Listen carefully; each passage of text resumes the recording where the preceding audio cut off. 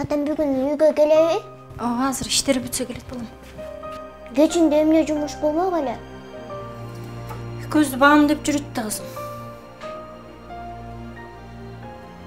Менин оюмча, атам үйгө келгисе келбейт окшойт.